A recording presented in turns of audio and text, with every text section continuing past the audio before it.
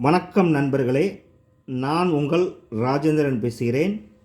இது நாளிதழில் வந்த வேலைவாய்ப்பு செய்தியாகும்.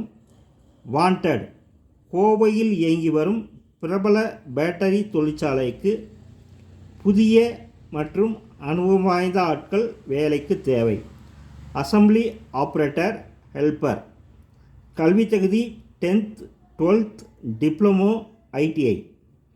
நேர்முக தேர்வு நாட்கள் 23/9/2024 முதல் 5/10/2024 வரை.